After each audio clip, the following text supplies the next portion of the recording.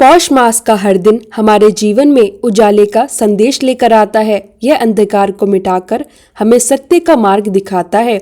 धर्म, तप और भक्ति के बिना जीवन अधूरा है और पौष मास हमें इन सभी गुणों को अपनाने का अद्भुत अवसर देता है। ओम भास्कराय नमः। हरे कृष्णा। राधे राधे। आप सभी का दिन शुभ और मंगलमय हो। इससे पहले के सभी अध्याय सुनने के लिए आप सभी का दिल से धन्यवाद। आज पौष मास के 15वें दिन पूरे भक्ति भाव के साथ हम सब मिलकर आज की इस दिव्य कथा का श्रवण करेंगे और अपने जीवन को प्रकाशमय बनाएंगे। श्री नारायण बोले, हे नारद, इस प्रकार एकदंत गणेश्वर का उपाख्यान मैंने तुमसे कह दिया है। अब और क्या सुनना चाहते हो, बताओ। तब नारद जी ने निवेदन किया, हे प्रभु, यह तो आपने अत्यंत अनुपम कथा कही है। श्री गणेश्वर के ऐसे ऐसे गोपनीय चरित्रों के कथन में आप ही समर्थ हैं। हे नाथ, अभी अनेक चरित्र श्रवण से मेरा मन भरा नहीं है, इसलिए आप और भी कोई चरित्र उनसे संबंधित सुनाने की कृपा करें। भगवान नारायण बोले, धन्य हो नारद, जो तुम्हारा मन गणपति की पवित्र कथाओं में लगा हुआ है। तुम्हारा आग्रह है तो मैं उनकी पावन कथा अवश्य ही सुनाऊंगा।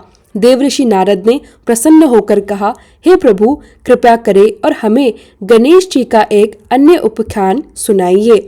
श्री नारायण बोले, बहुत अच्छा, अब मैं आपको गणेश जी का एक अन्य उपाख्यान सुनाता हूँ, जो कि ब्रह्मा कल्प में घटित हुआ था।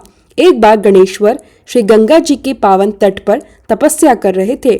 उनके अर्घ उन्मत्त नेत्र थे और मन पूरी तरह भगवान में लगा हुआ था।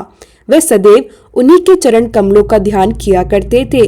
उस समय वे एक रत्न जट सिंहासन पर विराजमान थे। समस्त अंगों पर चंदन लगा हुआ था। गले में पारिजात पुष्पों की माला और स्वर्ण मणि रत्नों के अनेकों हार पड़े हुए थे। कमर में अत्यंत कोमल रेशम का पीताम्बर लिपटा हुआ था। भुजाओं में स्वर्ण भरण, मस्तक पर मुकुट और कानों में कुंडल शोभित थे।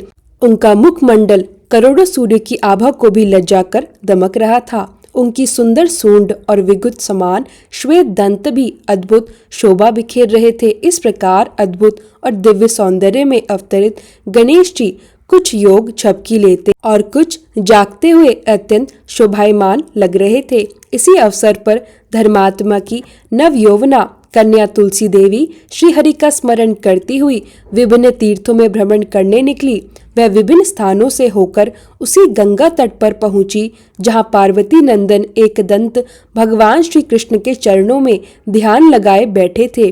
तुलसी जी ने उमा सुबन को देखा और थोड़ी मोहित हुई। उसने सोचा, कितना अद्भुत और अलौकिक रूप है गिरिजा नंदन का। इनके साथ बातचीत करके उनके विचार जानना चाहिए। शायद इनके द्वारा की जाने वाली उपासना ऐसी हो कि जो मेरा प्रयोजन है वह सिद्ध हो। तुलसी ने उनके समीप जाकर कहा, हे गजानन, हे शूर्णकर्ण, हे एकदंत, हे घटोद, मुझे बताइए कि संसार भर के समस्त आश्चर्य एकमात्र तुम्हारे ही विग्रह में किस प्रकार एकत्रित हो गए हैं। क्या इसके लिए आपने कोई तपस्या की है, और यदि की है तो किस देवता की? गणेश्वर तुलसी जी को देखकर कुछ अचकचा गए और सोचने लगे, यह कौन है, मेरे पास आने का क्या प्रयोजन है, इसका कोई समाधान नहीं। फिर उन्होंने कहा, अरे, अब से पहले तो मैंने तुम्हें यहाँ कभी नहीं देखा। तुम कौन हो और यहाँ किस कारण से आई हो? मेरी तपस्या में विघ्न डालने का क्या कारण है? तुलसी जी बोली, हे गणेश्वर, मैं धर्मपुत्र की कन्या तुलसी हूँ। आपको यहाँ तपस्या करते देखकर उपस्थित हुई। श्री गणेश बोले, माता, तपस्या में विघ्न कभी नहीं डालना चाहिए, इसमें केवल कल्याण ही होता है। मंगल में भगवान तुम्हारा कल्याण करे। अब तुम यहाँ से चली जाओ। तुलसी जी ने सोचा, इन्होंने तो मुझे यहाँ से जाने के लिए कह दिया। अपने मन की बात मैं इन्हें कैसे समझाऊं? फिर आखिरकार उन्होंने अपनी व्यथा कह ही डाली और बोली, हे पार्वती तनय, मेरी बात सुनो। मैं मनु नुकुल वर की खोज में ही इस समय तीर्थ याटन कर रही हूँ। अनेकों वर मैंने देखे, किंतु मुझे आप पसंद आए हो, इसलिए आप मुझे अपनी पत्नी के रूप में स्वीकार कर मेरे साथ विवाह कर लो। गणेश्वर ने उत्तर दिया, माता, विवाह कर लेना जितना सरल है उतना ही कठिन भी है। इसके दायित्व का पालन करना आवश्यक है। विवाह दुख का कारण भी बनता है, उसमें सुख की प्राप्ति हमेशा नहीं होती। विवाह में काम वासना की प्रधानता रहती है, जो तत्व ज्ञान को बाधित करती है और संचय उत्पन्न करती है। और मैंने तुम्हें माता कहा है, इसलिए मेरी ओर से अपना मन हटा लो। अगर तुम ठीक से खोजो तो मुझसे अच्छे वर तुम्हें अनेकों मिल जाएंगे। तुलसी जी बोली, एकदम मैं तो तुम्हें ही अपने मनोकूल देखती हूँ, इसलिए मेरी याचना को ठुकराकर निराश मत करो, मेरी प्रार्थना स्वीकार कर लो। गणेश जी कहने लगे, परंतु मुझे तो विवाह करना ही नहीं है, फिर मैं तुम्हारा प्रस्ताव कैसे स्वीकार कर लूं? तुम कोई और वर देखो और मुझे क्षमा करते हुए अपना मन पूरी तरह से हटा लो, इससे तुम्हारा कल्याण होगा। तुलसी जी को गणेश जी की बात बड़ी बुरी लगी। उन्होंने रोष पूर्वक कहा, हे उमानंदन, मैं कहती हूँ तुम्हारा विवाह तो अवश्य होगा, मेरा यह वचन कभी मिथ्या नहीं होगा। तुलसी के श्राप को सुनकर गणेश भी बिना श्राप दिए नहीं रह सके। उन्होंने भी तुरंत कहा, देवी तुमने मुझे व्यर्थ ही श्राप दे डाला, इसलिए मैं भी कहता हूँ कि तुम्हें जो भी पति प्राप्त होगा वह असुर होगा और महापुरुषों के श्रापवश तुम्हें वृक्ष होना पड़ेगा। तुलसी जी भयभीत हो गई। उन्होंने गणेश जी की स्तुति करनी शुरू की और कहने लगी, हे गणराज, हे एकदंत, हे रम, मुझ पर कृपा कीजिए, मेरे अपराध को क्षमा करके दया दृष्टि से देखिए। प्रभु, आप सभी विघ्नों के नाशक है, मुझे भी जिन विघ्नों की प्राप्ति हुई है उनका निवारण केवल आप ही कर सकते हैं। हे दुखनाशक, मेरे दुखों को दूर कर दीजिए। तुलसी जी की विनय सुनकर गणेश्वर प्रसन्न हुए। उन्होंने आश्वासन दिया, हे देवी, आप समस्त सौर भंतु की सारभूत बनोगी। कालांश से भगवान श्री नारायण की प्रिया बनने का सौभाग्य तुम्हें प्राप्त होगा। यद्यपि समस्त देवगण तुम पर प्रसन्न रहेंगे, फिर भी भगवान श्री हरि को तुम्हारे प्रति विशेष प्रीति रहेगी। नरलोक में मनुष्यों को तुम्हारे माध्यम से भगवान श्री कृष्ण की भक्ति करने पर उनके धाम या मोक्ष की प्राप्ति होगी, परंतु मेरे द्वारा तुम सदैव त्याग रहोगी। इस वर को प्राप्त करके तुलसी जी अपने गंतव्य स्थान को चले गई। इधर गणेश्वर भी वहां से बद्रीनाथ के समीप तपस्या करने चले गए। अब नारद जी ने पूछा, हे प्रभु, फिर यह बताइए कि तुलसी जी को फिर किस वर्ग की प्राप्ति हुई और वृक्ष भाव में वह कब स्थित हुई? कृपया करके इसका विवरण दे। श्री नारायण मुनि बोले, हे नारद, कालांतर में वही तुलसी वृंदा हुई और दानव आज शंखचूर्ण की भारिया बनी। शंखचूर्ण पूर्व जन्म में भगवान श्री कृष्ण का पार्षद सुदामा था, जो राधा के श्रापवश असुर योनि में प्राप्त हुआ। वह शंखचूर्ण भार्या भगवान के कालियास से वृक्ष भाव को प्राप्त हुई और श्री हरि की परम प्रिया बनी। यही कारण है कि श्री गणपति की पूजा में तुलसी जी को नहीं दिया जाता। देव ऋषि नारद ने फिर से प्रश्न किया, हे प्रभु, भगवान गणेश जी ही सर्वप्रथम पूजा प्राप्ति के अधिकारी हैं। किसी भी देवता की पूजा करने से पहले गणेश जी की पूजा क्यों करनी चाहिए? कृपया करके विस्तार पूर्वक बताइए। श्री नारायण कहने लगे, हे देव ऋषि, यह भी एक रहस्य है। अधिकार मांगने से नहीं मिलता, उसके लिए योग्यता होनी चाहिए। संसार में अनेक देवी देवता पूजे जाते हैं। पहले तो जिसका इष्ट देव होता वह उसी की पूजा किया करता। इससे बड़े देवताओं के महत्व में कमी आने की आशंका हो जाती। इस कारण देवताओं में परस्पर विवाद होने लगा। वे इसका निर्णय करने के लिए शिव जी के पास पहुँचे। प्रणाम करके पूछने लगे, हे प्रभु, हम सब में प्रथम पूजा का अधिकारी कौन है? देवताओं की बात सुनकर शिव जी ने सोचा, किसे प्रथम पूजा का अधिकारी बने। तभी उन्हें एक उपाय सूझा। उन्होंने कहा, देवताओं, इसका निपटारा बातों से नहीं तथ्यों से होगा। इसके लिए प्रतियोगिता रखी जाएगी। भगवान शिव के मुंह से यह बात सुनते ही देवतागण उत्सुक हो गए। उन्होंने सोचा, यह कैसी प्रतियोगिता होगी? शिव जी ने समझाते हुए कहा, घबराओ मत, कोई कठिन परीक्षा नहीं होगी। बस इतना है कि सभी अपने अपने वाहनों पर चढ़कर संसार की परिक्रमा करें और फिर यही वापस लौट आए। जो सबसे पहले लौटेगा वही प्रथम पूजा का अधिकारी होगा। अब क्या देर थी, सभी अपने अपने वाहन पर चढ़ दौड़ पड़े। किसका वाहन गजराज था तो किसी का सिंह, किसी का भैंसा, किसी का मृग, किसी का हंस तो किसी का उल्लू, किसी का अश्व तो किसी का स्वान।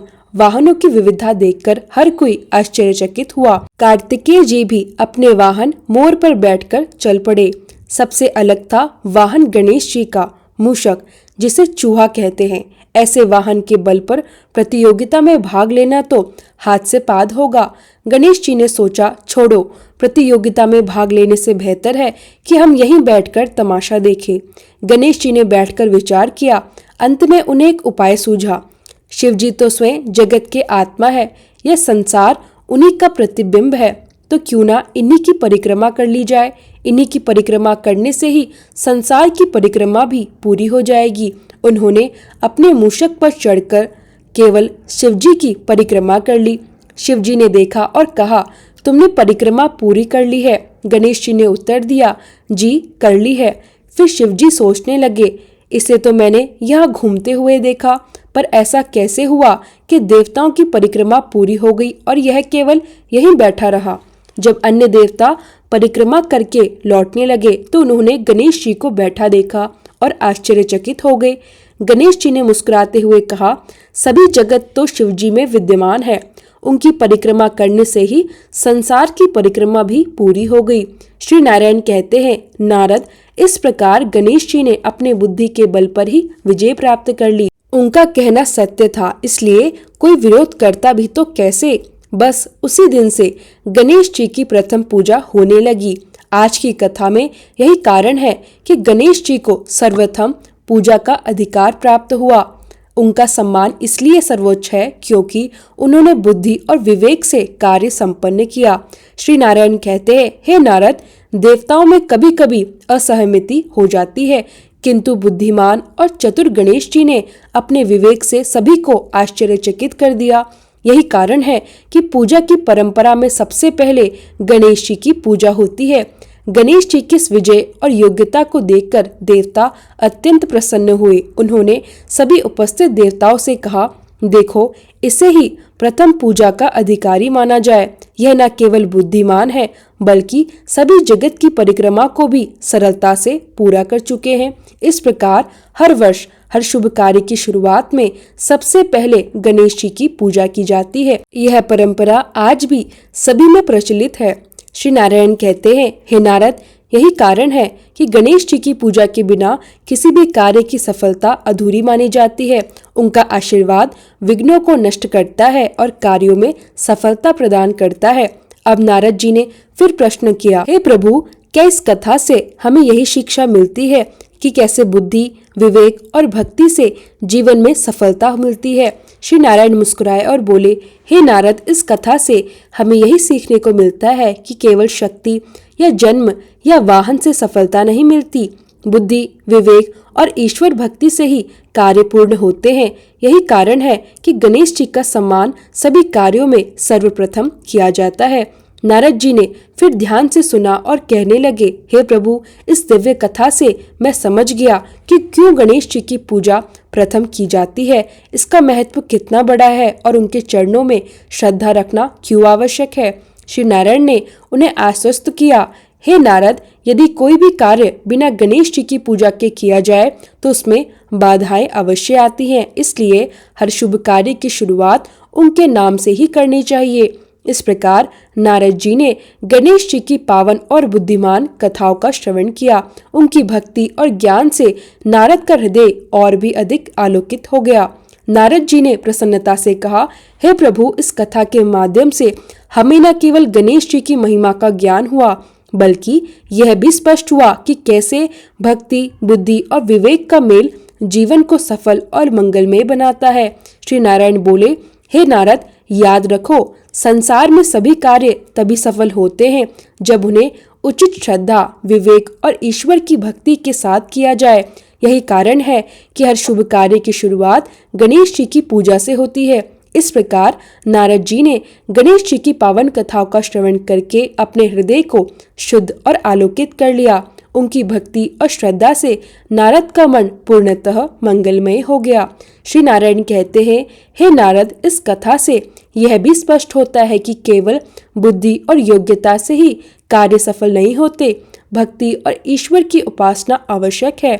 यही कारण है कि गणेश जी की पूजा प्रत्येक कार्य की शुरुआत में की जाती है। इस अद्भुत कथा से हमें यही शिक्षा मिलती है कि जीवन में कोई भी कार्य करने से पहले गणेश जी के चरणों में श्रद्धा और भक्ति का समर्पण करना चाहिए। उनका आशीर्वाद सभी विघ्नों को नष्ट करता है और कार्य की सफलता सुनिश्चित करता है। अंततः हे श्रोताओं, आज के पौष मास के 15वें दिन हमने गणेश जी की दिव्य कथा का श्रवण किया। इस कथा को सुनकर हमारे हृदय में भक्ति, ज्ञान और विवेक की ज्योति और अधिक प्रज्वलित हुई। अब सुनिए सूर्य भगवान की चालीसा और उनकी आरती। श्री रवि हरत हो घोरतम, अगिड़त किरण पसारी, वंदन करूं तब चरणन में, अर्घ देऊं जलधारी। सकल सृष्टि के स्वामी हो, सचराचर के नाथ, निस्तिन होत तुमसे ही, होवत संध्या प्रभात। जय भगवान सूर्य तमहारी, जय खगेश दिनकर शुभकारी। तुम हो सृष्टि के नेत्र स्वरूपा, त्रिगुणधारी त्रिवेद स्वरूपा। तुम ही कर्ता पालक संहारक, भुवन चतुर्दश के संचालक। सुंदर बदन चतुर्भुजधारी, ऋषिम रथी तुम गगन विहारी। चक्र शंख अरुश्वेत कमलधर, वर मुद्रा सोहत चोटेकर। शीश मुकुट कुंडल गलमाला, चारु तिलक तब भाल विशाला। सप्त अश्वरथ अतिग्रत गामी, अरुण साथी गति अविरामी। रक्त वरुण आभूषण धारक, अति प्रिय तोहे लाल पदारत। सर्वात्मा कहे तुम्हें ऋग्वेदा, मित्र कहे तुमको सब वेदा। पंचदेवों में पूजे जाते, मन वांछित फल साधक पाते। द्वादश नाम जाप उद्धारक, रोग शोक अरु कष्ट निवारक। माँ कुंती तब ध्यान लगायो, दानवीर सुत कर्ण सो पायो। राजा युधिष्ठिर तब जस गायो, अक्षय पात्र वो वन में पायो। शस्त्र त्याग अर्जुन अकुरायो, बन आदित्य हृदय से पायो। विंध्याचल तब मार्ग में आयो, हाहाकार तिमिर से छायो। मुनि अगस्त्य गिरि गर्व मिटायो, निज तप बल से विदेह नवायो। मुनि अगस्त्य तब महिमा गाई, सुमिर भय विजयी रघुराई। तोहे विरोग मधुर फल जाना, मुख में लीनी तोहे हनुमाना। तब नंदन शनिदेव कहावे, पवन के सुत शनि तीर मिटावे। यज्ञ व्रत स्तुति तुम्हारी कीनी, भेंट शुक्ल यजुर्वेद की दीनी। सूर्यमुखी खरितर तब रूपा, कृष्ण सुदर्शन भानु स्वरूपा। नम्न तोहे ओमकार स्वरूपा, नम्न आत्मा अरु काल स्वरूपा। दिंग दिंगत तब तेज प्रकाशे, उज्ज्वल रूप तुम्ही आकाशे। दश दिग्बाल करत तब सुमिरन, अंजलि नित्य करत है अर्पण। त्रिविध ताप हरता तुम भगवन, ज्ञान ज्योति करता तुम भगवन। सफल बनावे तब आराधना, गायत्री जप सरल है साधन। संध्या त्रिकाल करत जो कोई, पावे कृपा सदा तब वो ही। चित शांति सूर्याष्टक देव, व्याधि अपाधि सब हरे लेवे। अष्टदल कमल यंत्र शुभकारी, पूजा उपासन तब सुखकारी। माघ मास सुद सप्तमी पावन, आरंभ हो तब शुभ व्रत पालन। भानु सप्तमी मंगलकारी, भक्ति दायनी दोषनहारी। रविवासर जो तुमको ध्यावे, पुत्रादिक दुख वैभव पावे। पाप रूपी पर्वत के विनाशी, व्रज रूप तुम हो अविनाशी। राहु आन तब ग्रास बनावे, ग्रहण सूर्य ताको लग जावे। धर्म दान तप करते हैं साधक, मिटत राहु तब पीड़ा बाधक। सूर्य देव तब कृपा कीजे, दीर्घ आयु बल बुद्धि दीजे। सूर्य उपासना कर नित्य ध्यावे, कुष्ठ रोग से मुक्ति पावे। दक्षिण दिशा तोरी गति जावे, दक्षिणायन वो ही कहलावे। उत्तर मार्गी तोरो रथ होवे, उत्तरयान तब वो कहलावे। मन अरु वचन कर्म हो पावन, संयम करता भलित आराधना।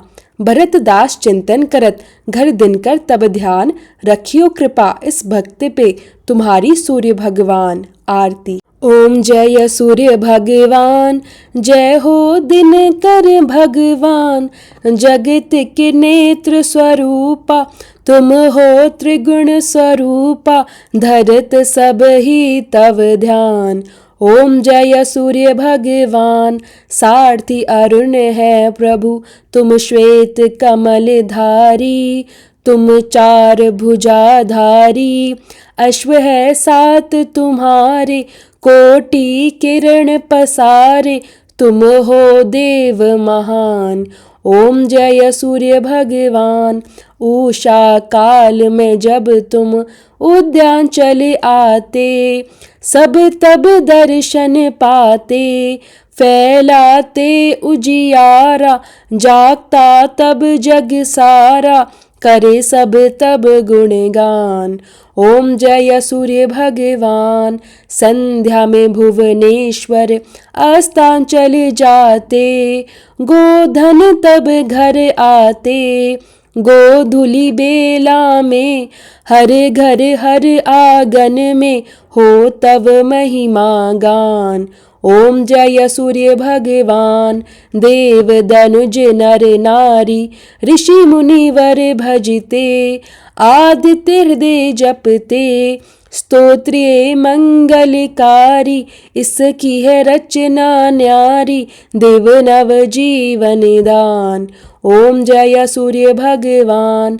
तुम हो त्रिकाल रचेता, तुम जग के आधार।